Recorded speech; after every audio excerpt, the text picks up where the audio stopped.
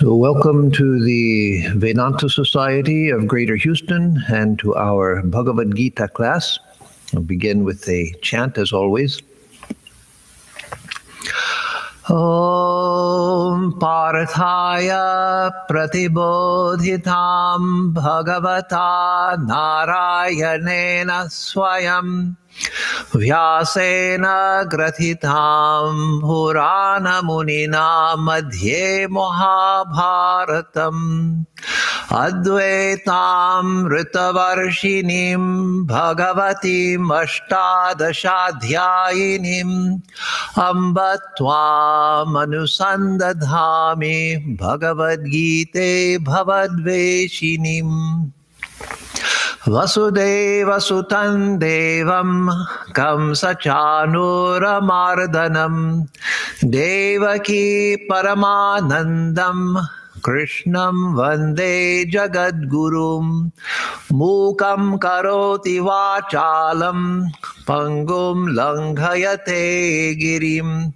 Yatkripa Tamaham Vande Paramananda Madhavam.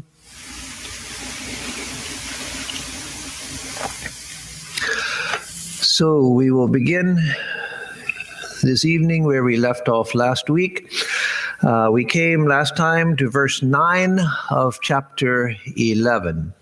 And so I'll just do a short recap of what we've gone over in chapter 11, because what we start now is dependent on that. And I will start with verse 9, though that we did briefly last time, but it's part of what comes. And so we stopped on that, and I will start on it. But to briefly recap the first 8 verses that we did, it begins again after the Vibhuti Yoga, chapter 10, the chapter on the divine manifestations, where Arjuna had asked Sri Krishna to tell him how to think of him, how to see him here in this world. For a person like him who didn't have yogic insight, how to see him in the things of the world, what he should meditate on him as. Because for meditation, we need what is called an alambanam. We need something to rest the mind on in order to meditate. And since we don't have divine vision, since we haven't seen God, since we haven't seen the self, the Atman, we haven't seen any such thing, we are dependent on what we've already experienced. We have to take an alambanam, something to rest the mind on, to concentrate the mind on, that we're familiar with. So even if we meditate on the mental form of a deity, we're meditating on a mental form that we can see with our eyes if it's painted or if it's carved. So something that is known to the senses, that's all that we have to work with. And so Arjuna asks for ways in which to think of him in terms of what we already know. But now in chapter 11, the chapter on the Vishwarupa Darshana, the vision of the universal form of Sri Krishna, that is, of God, he wants something more. And so he begins the chapter, Arjuna, by asking, and I'll just do the English so we get through it quickly and come to verse 9. This delusion of mine has departed as a result of that speech which was uttered by you as a favor to me, which is most secret and known as pertaining to the self, that is the infinite self, the true self, that which we really are. So he says, my delusion is gone because of what you have taught me. In verse 2 he says, O you with eyes like lotus petals, the origin and dissolution of beings have been heard by me in detail from you. That is, Sri Krishna himself, or God himself, itself, is the origin and dissolution of beings. And even your exalted state, which is inexhaustible, has been heard of by me. And 3, O Supreme Lord, as you speak about yourself, so is it. O Supreme Person, I wish to see the divine form of yours. So I've asked, Arjuna says, I've asked about ways in which you manifest so that I can see you here in the sense world. But now I want to see the divine form of yours. Having tasted that, I want to go further. So then verse 4, he says, O Lord, if you think that it is possible to be seen by me, then, O Lord of yogis, you show me your immutable self. So if you think it's possible for one like me. And so then Sri Krishna answers and says, O son of Pritha, behold my forms in their hundreds and thousands of different kinds, exceedingly wonderful and of various colors and shapes.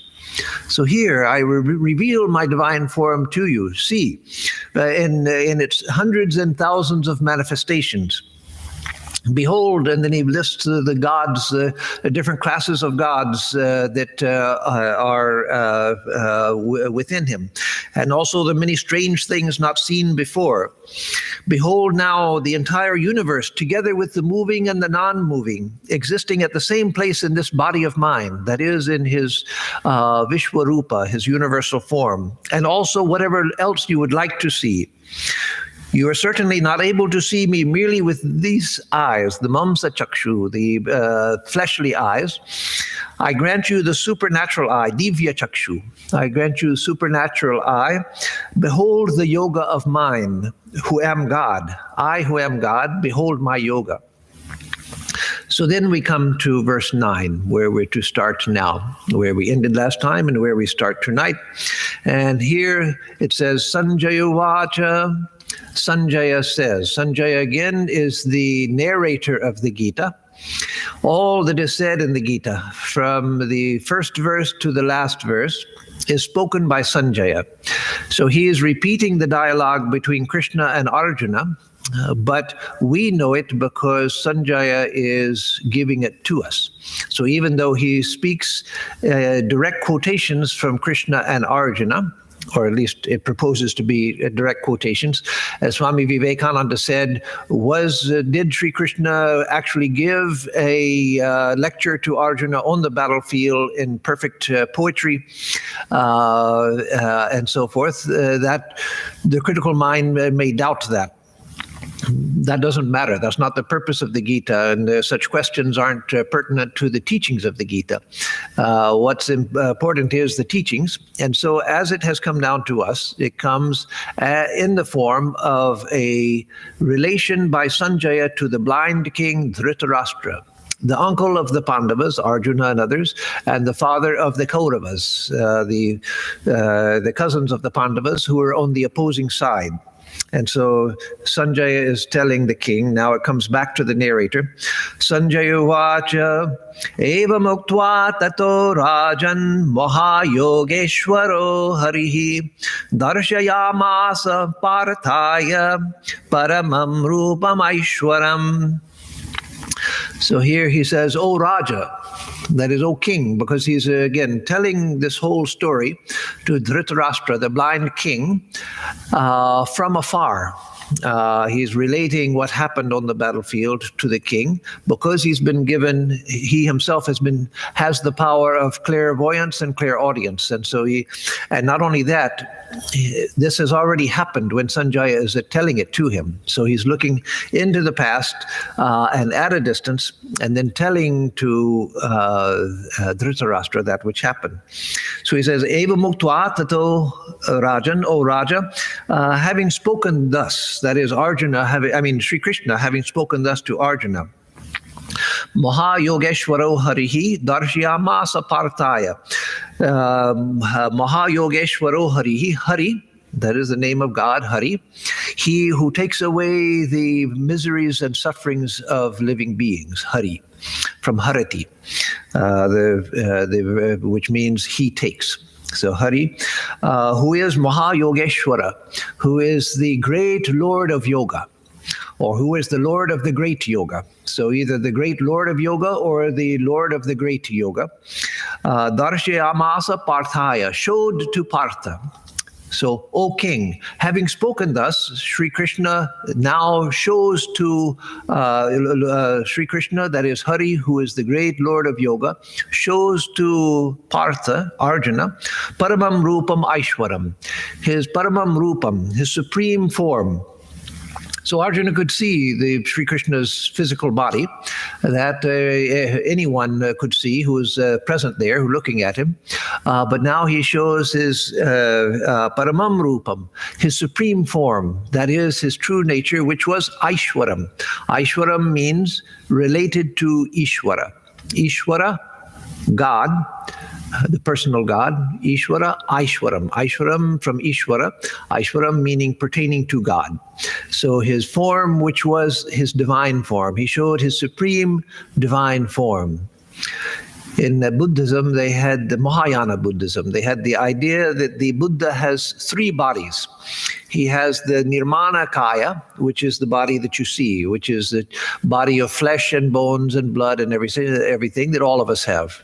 Like Sri Krishna had such a body, and Sri Ramakrishna had such a body. Jesus had such a body, the physical body. And then they had a second body, which was the Sambhoga Kaya. That is the body for the enjoyment of the devotees of the Buddha. That was a celestial body. And then the Dharmakaya. The Dharmakaya was not really a body. It was the spiritual reality of the Buddha himself, of Buddhahood, of the state of enlightenment. So Hinduism doesn't have that idea of a specific idea of a Sambhoga Kaya. Buddhism became perhaps too specific on that. They said it measured so many meters in height and looked in such a particular way. In Hinduism, they didn't limit the manifestations of the divine in that way, but they do have the idea that this is the supreme form of the deity. So Brahman, of course, is beyond form, beyond relationship, beyond description, beyond thought. That can't be described. That is reality in itself. But God, the personal God, God as person, is that same reality in relationship to the universe. And so it's God's universal form, the form which is behind this universe, is what Sri Krishna is showing to Arjuna. So the running translation says, having spoken thus, O King Dhritarashtra, thereafter Hari, that is Krishna, the greatest of all and the Lord of yogis, showed the son of Pritha, that is Arjuna, the all-surpassing form of God, the Paramam Rupam, Aishwaram, the supreme form of, the supreme divine form. And then we go on to verse 10, which says, Aneka Bhaktra Nayanam, Aneka Bhuta Darshanam, Aneka Divya Bharanam, Divya Nekodyata Yudham. So here Sanjaya begins to describe to the blind king the form which Sri Krishna showed to Arjuna. Aneka Bhaktra Nayanam, countless mouths or faces, countless faces and eyes, or well, better here to put mouth because the eyes and the mouth. So countless mouths, countless faces. Anekad bhuta darshanam, and many or countless extraordinary sights. So now Sri Krishna has given Arjuna the Divya Chakshu. He's given him the ability to see his divine form, and then he reveals it in its full glory. And so much of the rest of the chapter is a description of that form of Sri Krishna. And so with many mouths, with many eyes, with many extraordinary sights, Aneka Divya Bharanam, with many divine ornaments. So that's for those who are not familiar with the Hindu tradition, that's a strange idea. But in the Hindu tradition, the deities are always pictured with many ornaments on. So he sees Sri Krishna in his universal form with many eyes, with many mouths, countless eyes, countless mouths, countless faces, as we'll see, countless arms and thighs and feet, with his face in all directions, looking everywhere. And with many divine ornaments. Aneka divya bharanam, divya neko dyuta yudham, and with many divine weapons upheld, that is, ready for battle. So this is a picture of God. You all know the images of deities like Durga, the Divine Mother, where she holds various weapons. So the gods are often pictured with weapons, among other things.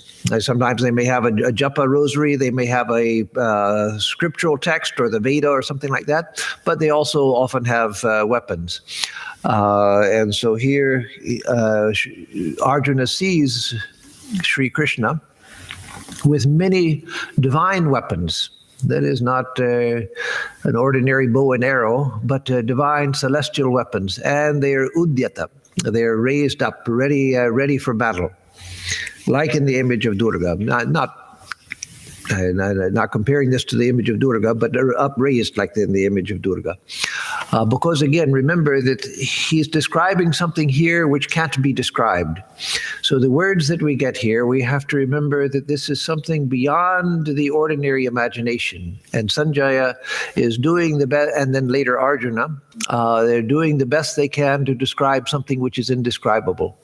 Just as Vaikuntanath Sanyal tried to explain the vision he had after Sri Ramakrishna touched him, where he saw Sri Ramakrishna's blissful face everywhere and in everything. That we can't imagine, but he saw it everywhere and in everything. So even if you do that in Photoshop, it's not what Vaikuntanath Sanyal saw, because we can't see that. We can't picture it. We can't even reproduce it visually.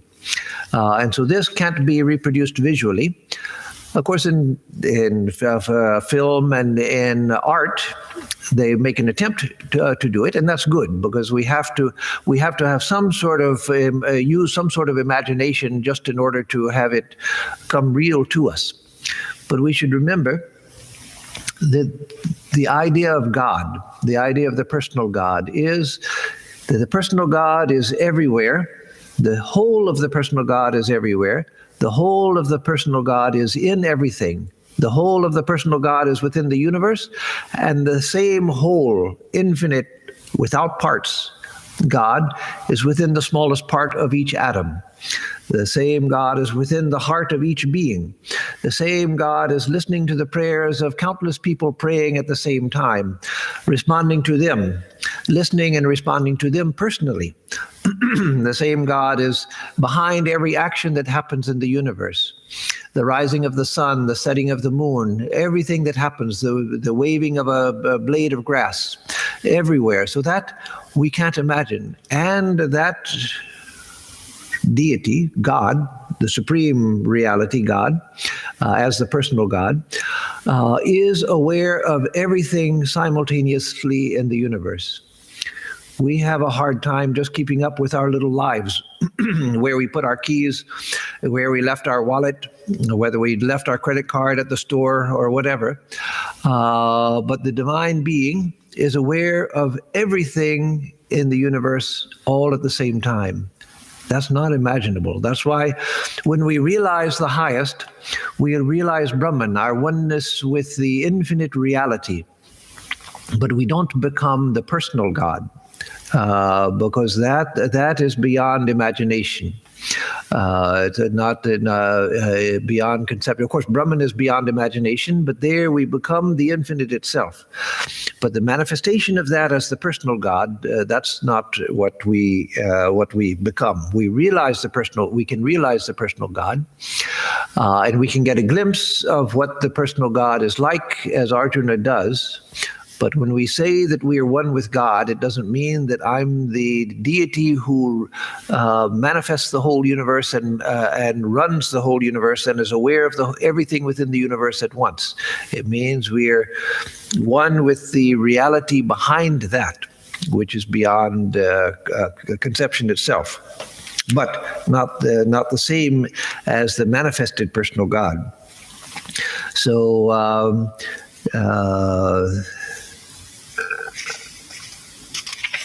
Oh, yes, I see. There's the verse 10 and 11 sort of go together. So verse 10 says, the form in which there were many faces and eyes, many wonderful sights, numerous divine decorations, many uplifted divine weapons, as I said. And then verse 11 continues the same sentence. Divyamalyam Baradharam Divya Gandhanulepanam Sarvascharyamayam Devam Anandam Vishwato Mukham. So Divyamalyam Baradharam.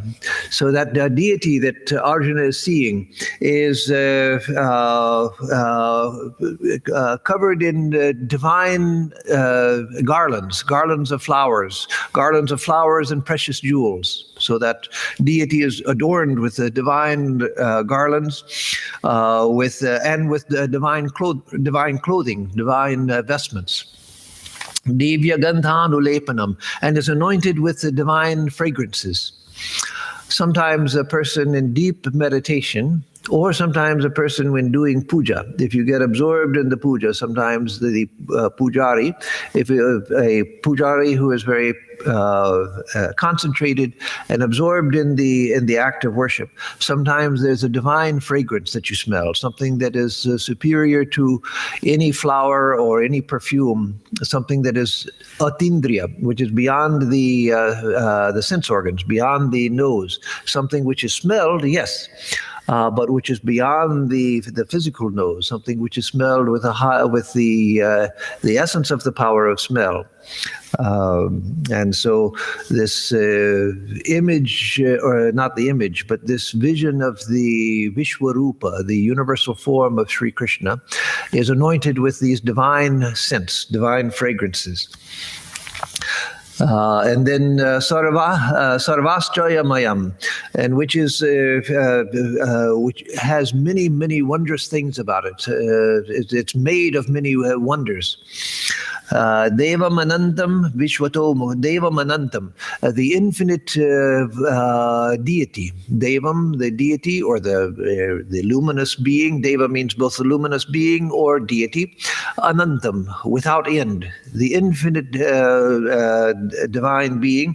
Vishwato Mukham, which can be taken in two ways. Both are good. One is with looking in all directions, or with faces in all directions. So whether it's with faces in all directions or seeing in all directions. Here we can take it as with faces in all directions only because it's already spoken of countless eyes, countless mouths, and later it'll speak of other body parts, arms and thighs and feet, etc., in countless number.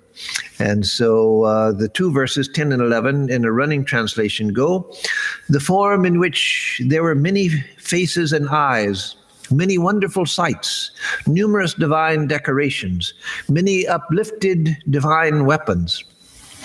That form by which were worn divine garlands and apparel, which was anointed with things having divine scent, which abounded in many wonders, which was resplendent and limitless, and which had faces on all sides. So then he elaborates in verse 12. Divi Surya Sahasrasya Bhaved Yugapaduttita Yaribha Sadrishi Sasyad Bhasastasya Mahatmanaha. This is a verse which in its own right is famous, but it's been made much more famous by Robert Oppenheimer, who was the scientist in charge of the Manhattan Project, the building of he wasn't the military person or government person in charge, but the scientist, the physicist in charge of the Manhattan Project, the making of the atomic bomb during World War II. And so when they did the first atomic test in the desert of New Mexico, at a time when they didn't really know what to expect, they knew, first of all, that if it worked, it would be something tremendous, but they had nothing to compare it with because it was a totally new type of weapon. And if it worked, they knew it would be very powerful, but they didn't even know what the ramifications of the explosion would be. And so at that time, in the beginning, they didn't even take proper precautions of protecting people from the radiation. They were far enough away so that they weren't affected by the blast itself, but they were close enough to be affected by waves of radiation. So this was made famous by Robert Oppenheimer when he saw the first test explosion in New Mexico. He said that when he saw that explosion, this verse of the Gita came to his mind. So, Robert Oppenheimer, yes, he knew Sanskrit. He had studied the Gita. He even used to write letters in Sanskrit to a friend of his. I don't know who the friend was, obviously someone who knew Sanskrit, if he wrote letters to him in Sanskrit, but he was proficient enough in Sanskrit that he could write letters in Sanskrit. And so when he saw the explosion, this is what came to, he himself says, this is what came to mind.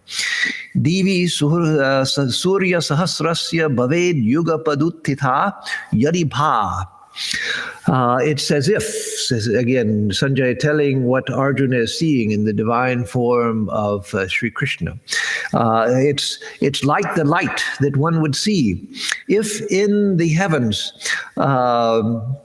there were thousands of suns rising at the same time.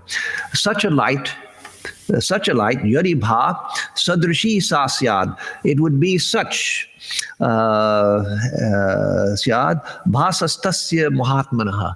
Such would be the effulgence of this great-souled Sri Krishna. Of the great soul Sri Krishna. So should the effulgence of 1,000 suns simultaneously blaze forth in the sky, that might be similar, yes, yadi bhasyad, that might be similar to the radiance of that exalted one, to that Mahatman, that exalted one. So this was the thing that came to Oppenheimer's mind when he saw the first test of the atomic explosion. This verse of the Gita, that like the light of 1,000 suns rising in the sky at one time. It's interesting, you can find it on YouTube. It's interesting to read the account of soldiers who were, I believe they were sailors, Australian sailors, who were on a boat watching a test explosion in the Pacific Ocean on an island at that time when they used to have tests on islands in the Pacific. They were so close that they were all irradiated also. They didn't die, but they had, many of them died from cancer in later years. But the description by the survivors of what it was like to see that. And so this is far, far beyond that which they saw. What they saw was a physical phenomenon. This is a spiritual phenomenon, that seeing light not like physical light, and yet it's light. So not physical light, and yet it's light. When you see when you see the spiritual light, then you know that this is real light. And this light that we see here is just a pale reflection on the physical level of that which is the real light. And that light has been called and described in various ways. Like in the Tibetan tradition, they have the beautiful expression of the clear light, the clear light. Or it's a light which has the intensity of 1,000 suns in the sky at once, and yet it's not a light which heats or a light which blinds in the ordinary way that physical light can blind if it's too bright in the eyes. It may blind us in a sense, in a figurative sense, to the world around us because it lifts us beyond the sense organs. But it's, again, it's a spiritual light, not physical light. So here they're doing the best that they can, or Sanjay, is, in this case, is doing the best that he can to describe it in terms of physical light. And many saints down the ages have done the same thing in describing their spiritual visions. So should the effulgence of 1,000 suns simultaneously blaze forth in the sky, that might be similar to the radiance of that exalted one. Then verse 13 goes, Tatraikastam jagat kritsnam pravibhaktam anekadha apashyad deva devasya sharire pandavastada. So Tara, at that time, Pandava, that is Arjuna, then Arjuna saw Tatraikastam Jagat Krishnam. There in the one divine form of Sri Krishna, he saw the whole universe. Jagat Krishnam, he saw the whole universe there in the divine form of Sri Krishna. So he's not seeing this. Now he's just seeing this universal form of Sri Krishna. And within that, he said the whole universe is contained within that form. Pravibhaktam anekadha, in all of its countless diversity. This whole universe, where every atom is different from the thing in this world is different from every other. Every snowflake is different from every other snowflake. Every person is different from every other person. So this universe of infinite diversity. So he's seeing this whole universe of infinite diversity in the one all together in the form of Sri Krishna. Tatraikastam Jagat Krishnam Pravibhaktam anekada. Apashyad, he saw, Apashyad Deva Devasya Sharire, in the body of that God of gods. So Sri Krishna, who was Deva Deva, the God of gods. So again, remember that Ishvara, God, the personal God, the one to whom we pray, the one whom we worship in the many different forms and many different aspects, is the Deva Deva, the God of all gods. Whether it's Krishna, whether it's Rama, whether it's Kali, whether it's Shiva, whether it's Vishnu, Durga, whatever, whichever deity, any form of Ishvara is the God of all gods. So other gods are subsidiary, the Vedic gods and other minor deities, but Ishvara is the God of gods, the one God. So in the running translation, at that time, Pandava, that is Arjuna, saw there in the body of the God of gods the whole diversely differentiated universe as existing in the same place. All of this diversity, with its diversity, seeing it there in the one place in within the form of Sri Krishna. So again, these are things that we have to, when we read, we have to try to think, what are they talking about? And we'll come to the understanding that we can't imagine it, but that is good. We're trying to imagine the unimaginable, and that's good. That's a worthy exercise. It's a good exercise to try to imagine the unimaginable, because it expands our mind, it expands our understanding. We realize, yes, that we can't imagine it, but by trying to imagine it, making the effort, our mind expands. Swami told me many decades ago now that when practicing jnana yoga, the path of knowledge, many make the mistake of trying to practice jnana yoga without expanding their consciousness. That is, if I think I am the self, I am Brahman, what does that mean to me? Right now, self means to me only what I can understand self to be. Brahman means only to me what I understand Brahman to be. Consciousness means to me only what I'm capable of understanding. But Brahman is the infinite, without limit, beyond time and space, not big like a cloud of light or something like that.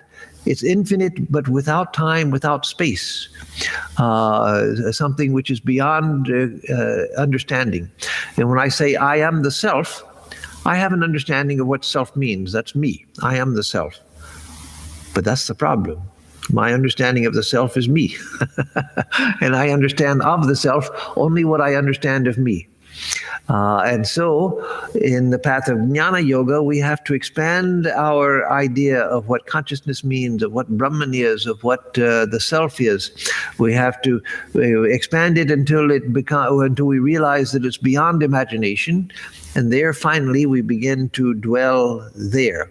And so in the path of devotion, we don't need to do this. In fact, Sri Ramakrishna used to say, just take a simple attitude of love towards God, taking God as infinitely familiar. And Holy Mother said, as I quoted on Sunday, and many of you know, she said, just remember that you always have a mother. That's enough. If you remember that much, you always have a mother. So that simple approach is enough for the devotee.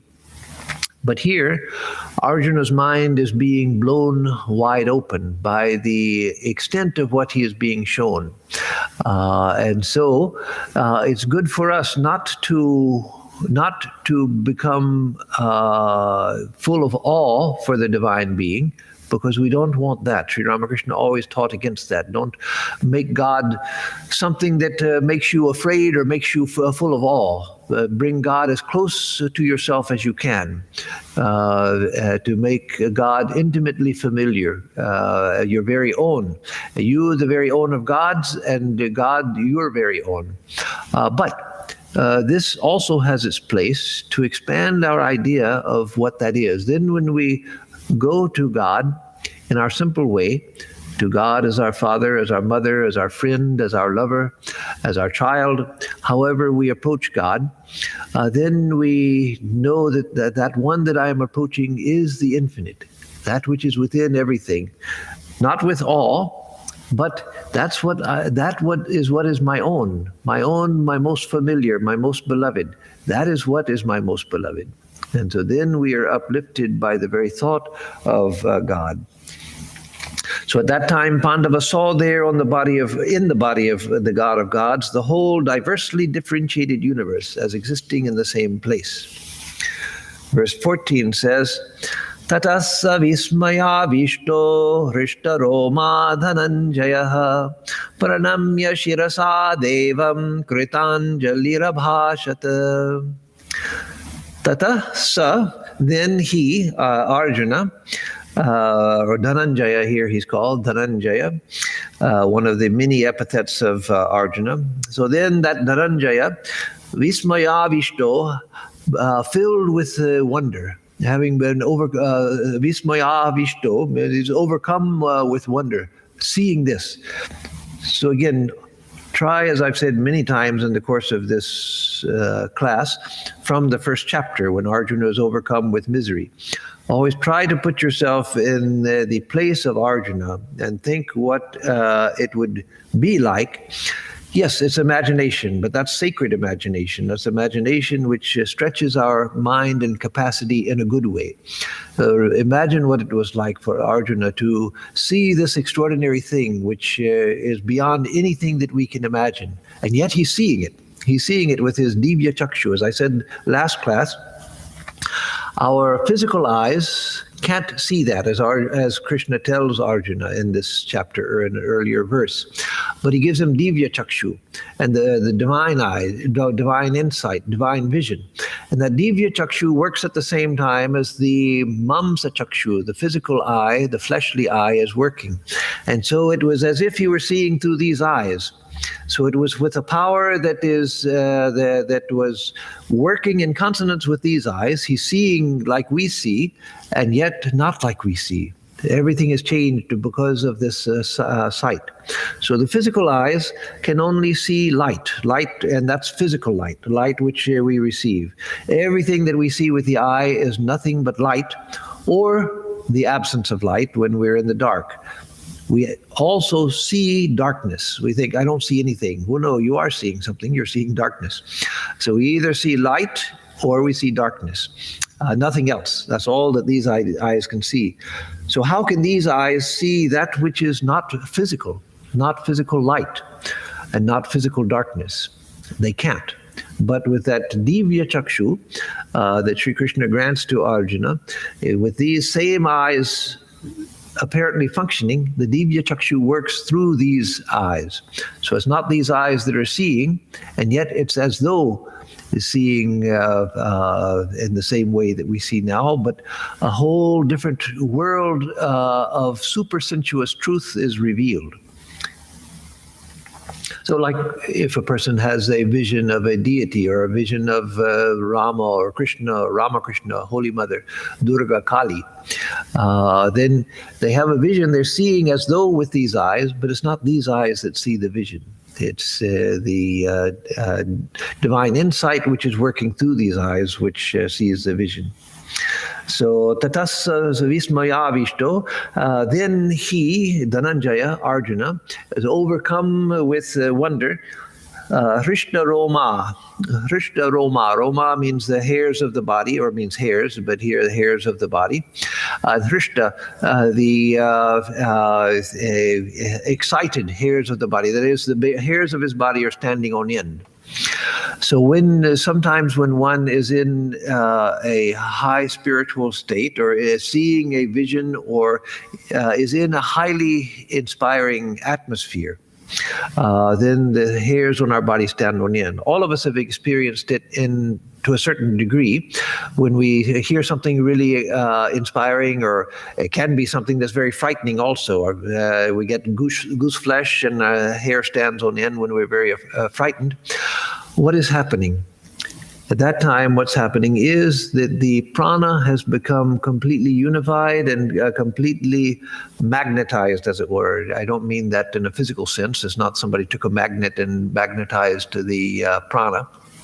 But as Swami Vivekananda explains, the prana is like electricity. It's the vital force, the chi, or the vital force.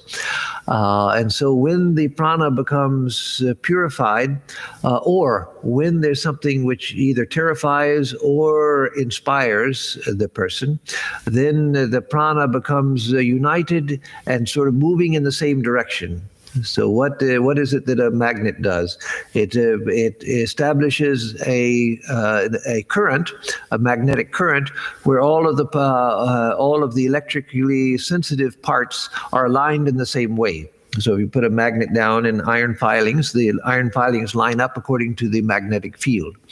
And so when the mind is either highly concentrated or in an inspired state, then the prana becomes unified and going in the same direction. And so then one can feel this Roma Harsha, or Hrishta Roma, either, as it's called here, but the same thing, Roma Harsha, as it's often called also, just putting the other word in the front.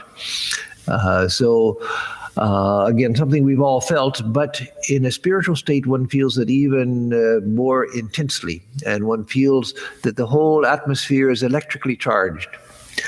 So that's what he is experiencing now. Pranamya Shirasa Devam, and he bows his head, Shirasa Pranamya, with his head bowing to that Deva, to that God. Kritanjali Rabhashata, with hands in this gesture, the Anjali gesture, Kritanjali, Abhashata, he spoke. So Dhananjaya, Arjuna, spoke, bowing his head before the deity, Sri Krishna, with his hands folded, being filled with, overcome with wonder, and with the hairs of his body standing on end. So the running translation says, then filled with wonder, with hairs standing on end, he, Dhananjaya, Arjuna, bowing down with his head to the Lord, said with folded hands. Then we come to verse 15, where Arjuna begins to speak. Arjuna vacha pashyami devans tava deva dehe sarvans tata bhuta vishesha sankhan brahmanamisham kamalasanastam rishimscha sarvan nuragamscha divyan. So Arjuna speaks now. Again, Sanjaya actually is telling the whole thing. Every verse in here is, according to the story, is being told by Sanjaya to the king Dhritarashtra. But here, Sanjaya stops being the narrator, explaining what is being seen, and now he comes back to telling the words of Arjuna and Sri Krishna. So here it's Arjuna speaking. Pashyami devans tava deva dehe. Pashyami, I see devans, the devas, the devan. I see the devas, the gods, tava deva dehe, in your body, O Lord, Deva, O Deva. I see them in your tava dehe, in your body, O Lord. Sarvan statan, sarvan, all of them. I see all of the gods in your body, O Lord. Tatha Bhuta Vishesha Sanghan, as well as all types of beings, all classes of different beings. So I see in your body, O Lord, that is in your divine Vishwarupa, in your divine body. Again, it's not this kind of body. He's not seeing that anymore. He's seeing the universal form of Sri Krishna, not the fleshly blue form which had with two arms which had been standing there in front of him. So in this body of yours, O Sri Krishna, I see all of the gods, Sarvan Devan, and Bhuta Vishesha Sanghan, and all classes of different beings. Brahmanam Isham Kamalasanastam, including Brahma, Chaturmukhi Brahma, the four-headed Brahma. That is not Brahman, the absolute, but Brahma, the creator, who is Isham, who is the Lord. Brahma, the Lord Brahma, the creator. Kamalasanastam, who is seated on the, established on the seat of the lotus. That is, he's seated on the lotus. So you know the story of Vishnu lying asleep on the cosmic waters, and the sleep of Vishnu, God, means samadhi, that is, in absorption in the ultimate truth. So he's lying asleep on the cosmic waters, and out of his navel grows a lotus, and the lotus opens, and there is seated Brahma, who opens his eyes and his four heads. He has the four heads represents the fact that Brahma sees in all directions. We see like this, just one little section of the world, and only for a certain distance. So we see extremely limited portion of the world, of the universe. But Brahma has four heads, representing the fact that Brahma sees everything at once, sees all in all directions at once. So Brahma opens his the eyes of his four heads and imagines the universe into being. The Brahma creates the universe in his imagination. So this is a kalpita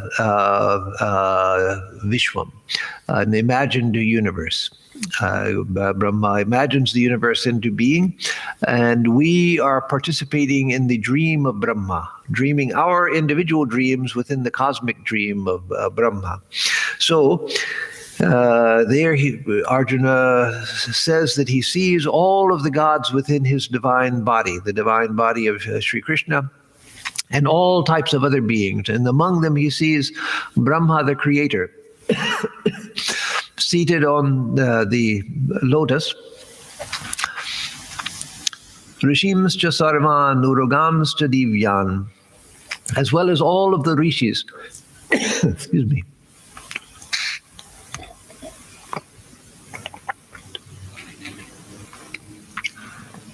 As well as all of the rishis, and Uruganscha, and the divine serpents, Urugan Divyan, all of the divine serpents like Vasuki and others, Vasuki, Ananta, etc., the divine serpents, the Nagas and the Sarpas. So Uruga, an interesting term, all Sanskrit words, almost all of them theoretically, and most of them in actual practice, you can trace back to a root meaning. And so Uruga, a word for a serpent, means one who moves on his stomach. So the serpents. The running translation is, O God, O Deva, I see in your body all the gods, as also the hosts of various classes of beings, also Brahma the ruler sitting on a lotus seat, and all the sages and divine serpents.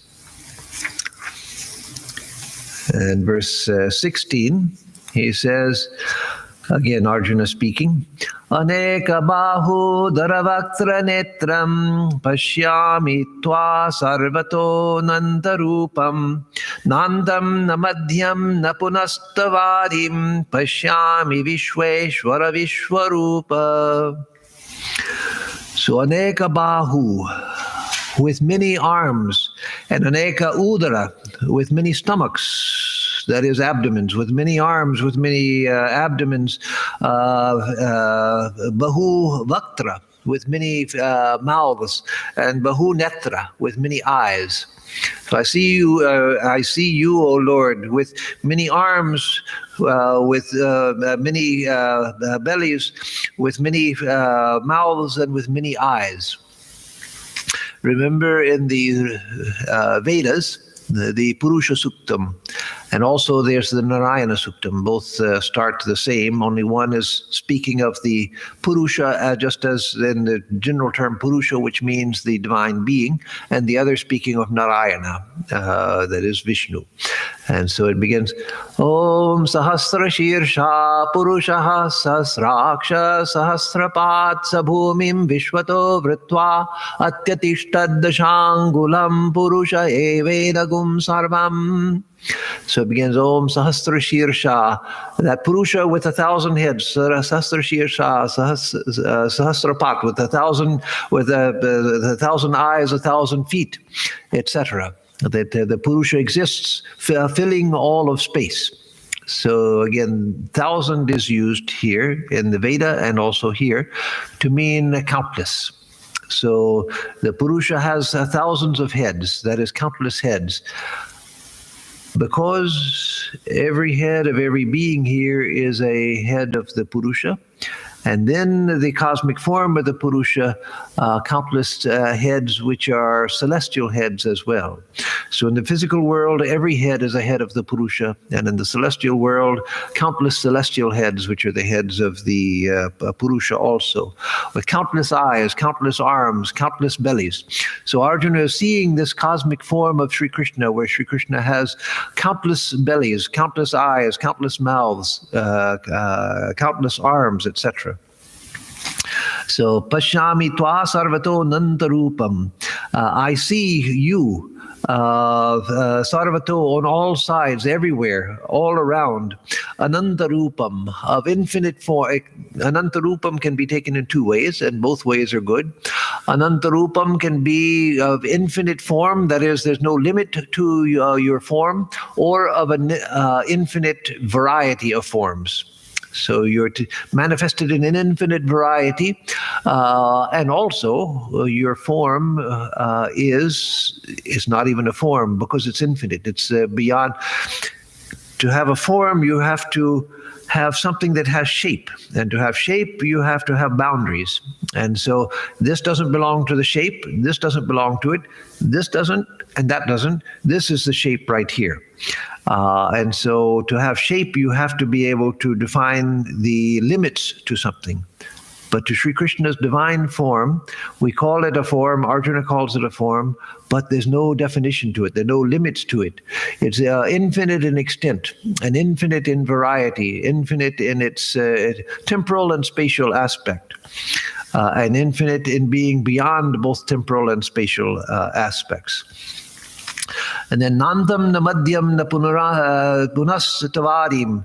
So there is no beginning, there is no middle, and there is no end to you. You have no beginning.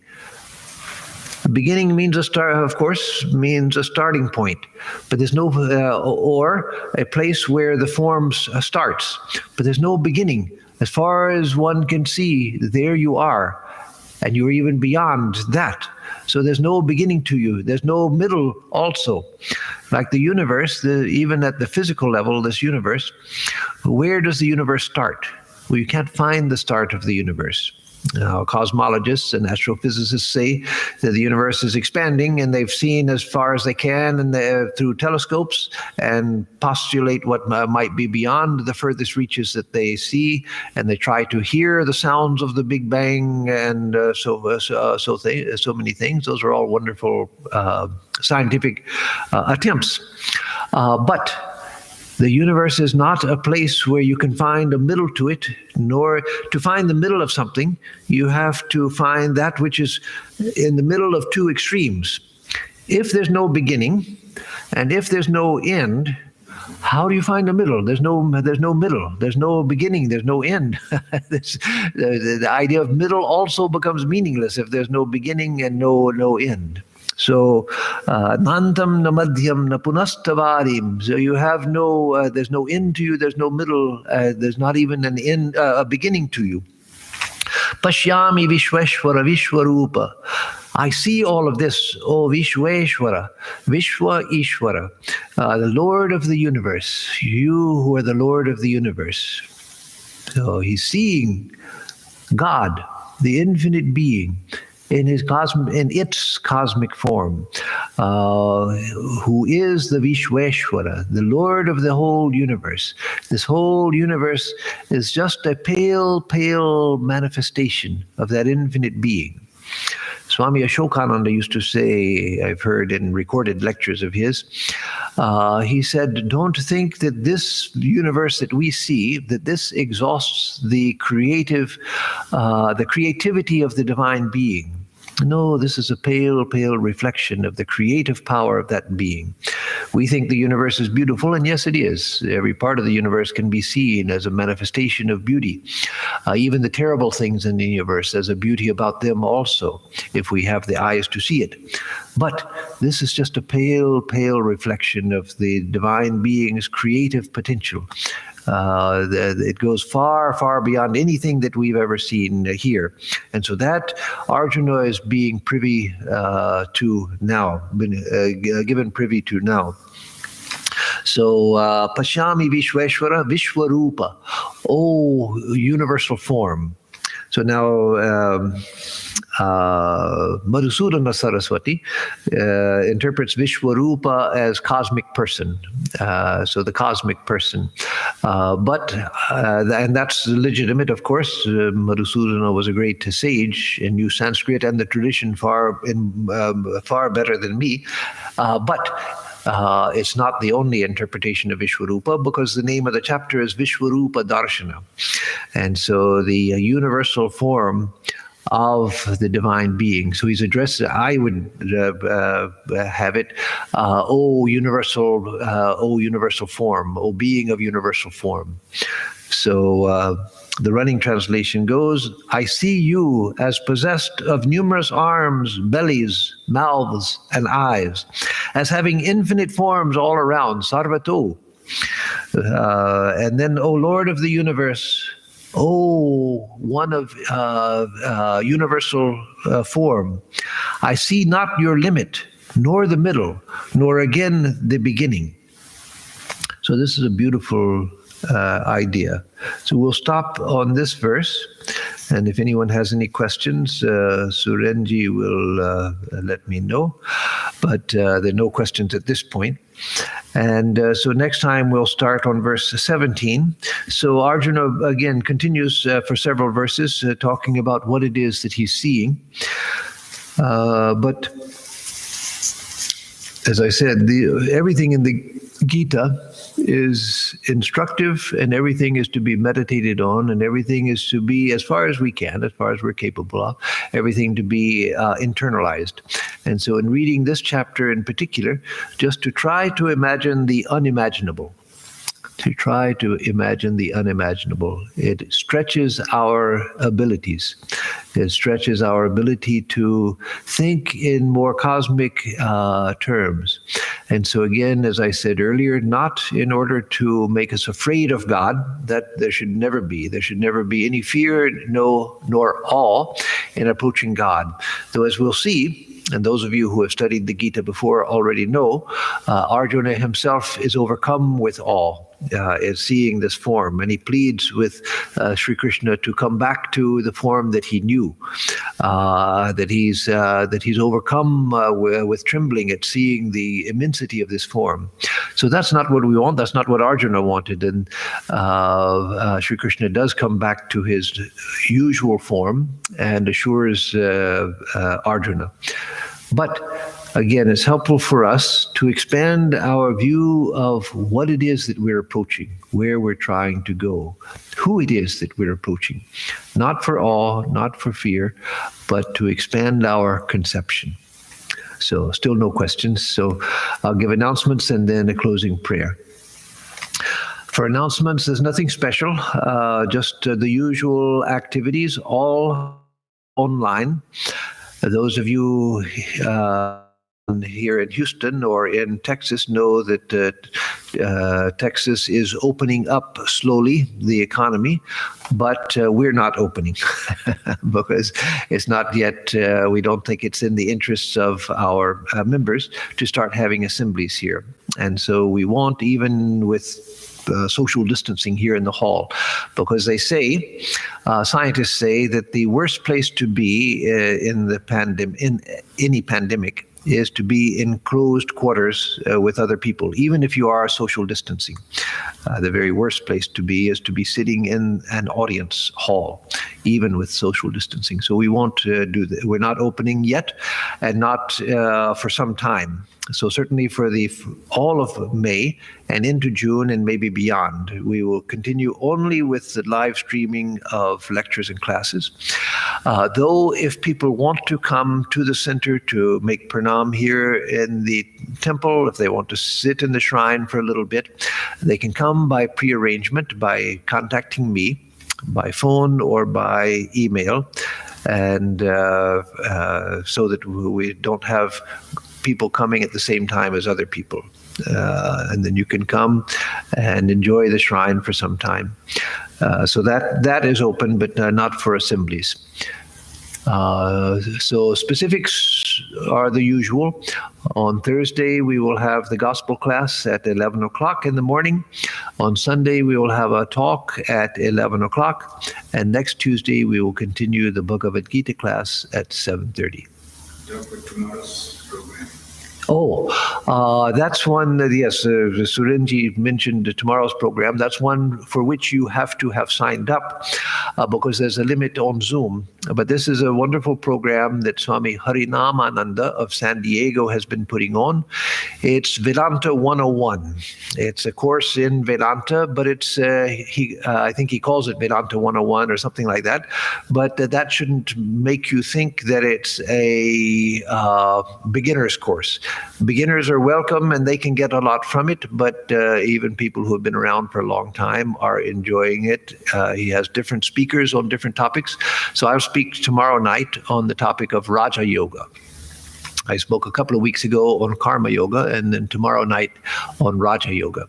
So if you're interested and you have not signed up, then you can go to just do a search for San Diego Vedanta, go to their website, and they have a waiting list, I think. So you can try to sign up for that. Not waiting anymore. Oh, he's letting people join because, yes, he had 1,000 people from all over the world who signed up, and only half of them showed up. So, so he opened it up now to people. About the Seva collaboration. Oh, and Seva, yes, thank you. Seva collaboration. Yes, that's important. So this the last announcement, and then I'll give the closing prayer. We are collaborating with Seva International. Seva, of course, can be spelled S-E-V-A or S-E-W-A, depending on what part of India you come from, how you pronounce it. But Seva International spells it S-E-W-A. They have branches all over the country, and we have a big active branch here in Houston. And so we are collaborating with them, as are many organizations here in Houston, in helping the local community during the pandemic. They are providing PPE, personal protective equipment, to first responders and to fire people, policemen, nurses, etc. What we are helping with is with the food drive. Every weekend they give food to people who need food, many people are suffering now. Many people who don't have work, people who don't have savings, nor work, nor income, who can't get onto the website to get even unemployment, an unresponsive website. And so we are collecting here foodstuffs. There is a list. You can go to the Seva International food drive and see what it is that they want. We sent out an emailing, and if you're on our email list, then you would have received that. So just bring those particular items, and we will get them to to Seva International to deliver. So you can bring them here to the center, or you can give donation, you can write a check or go to our website and donate through PayPal, but specify on your donation that this is for the food, the pandemic food drive or Seva food drive. And so make it out to us, to the Vedanta Society of Greater Houston, and we will give a collective check. All of the money you give to us, all of it will be given to them. We don't take out a percentage. We're not a business. And they also use all of the money for helping people. So, and those two ways you can be of help. And if you want to volunteer, you can contact Seva International directly here in Houston. So we'll give a closing chant. And again, this is the 9th verse, the last verse of the Gita Dhyanam. Om Yam Brahma Varunendra Rudra Marutastun Vanti Divyaistavaihi Vedai Sangapada Kramopanishadair Gayanti Yam Samagaha Dhyanavastita Tadgatena Manasa Pashyanti Yam Yogino Yasyandam Navidu Sura Suragana Devaya Tasmai Namaha. We bow to that Supreme Being whom Brahma and other gods praise with divine hymns, whose glories the singers of the Sama hymns sing through the Vedas and Upanishads, whom the yogis see with their mind absorbed in that through meditation, and whose end or beginning neither the gods nor demigods know. Om Shanti Shanti Shanti Harihi Om Tat Sat. Om, peace, peace, peace be unto us all.